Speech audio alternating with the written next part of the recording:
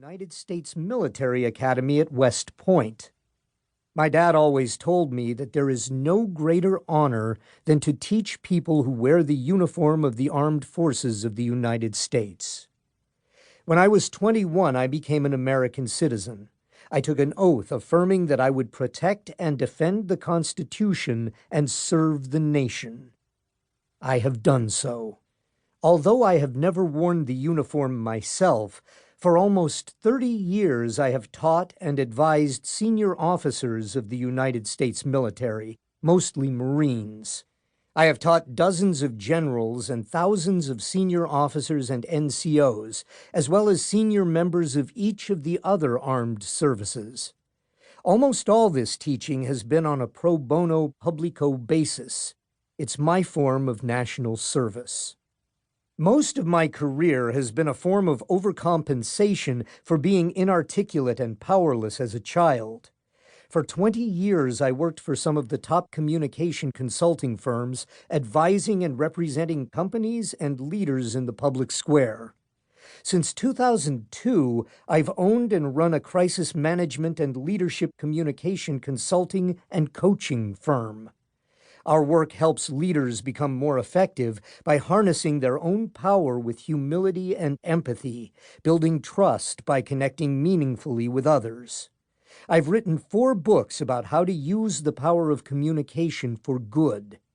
I have also deployed my gifts to help members of marginalized communities protect themselves. I served as a faculty member, and board chair of a progressive seminary preparing religious leaders to counter oppression. I spent 14 years on the board of Freedom to Marry, which successfully created the conditions that led to both majority public support and Supreme Court affirmation of gay couples' legal right to marry. I have spent 13 years on the board and 3 as board chair of Interfaith Alliance, which, among other things, helps promote and protect America's religious pluralism and protect at-risk religious communities. And I've spent 19 years advising and 7 years on the board of international trustees of Religions for Peace, the largest multi-religious organization in the world. Religions for Peace helps leaders of religious communities around the world harness the moral authority of their faith traditions to prevent violence, transform conflict, and provide sustainable development. Since 1988, I have been an adjunct associate professor of management and communication in the School of Professional Studies at New York University. Since 2003, I have also been an adjunct professor of management at NYU's Stern School of Business Executive MBA program. Since 2017, I've been an adjunct associate professor of professional development and leadership at Columbia University's Fu Foundation School of Engineering and Applied Sciences.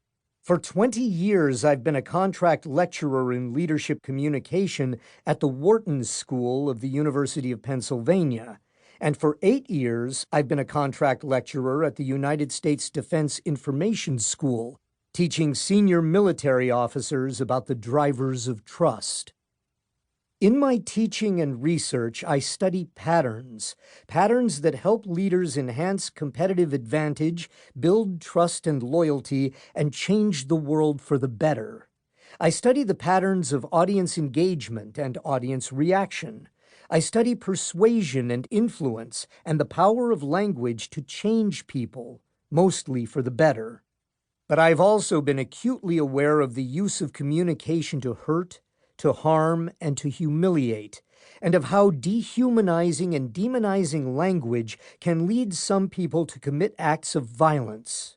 I typically don't teach those things in a classroom, but I often send up a flare warning students, former students, and others of the predictable, if unintended, consequences of speech that, under the right conditions, can influence people to accept, condone, and commit violence against members of a group. I have found myself sending up many flares in the past few years, but my concern grew into alarm as the 2018 midterm elections approached and as President Trump's language crossed a line.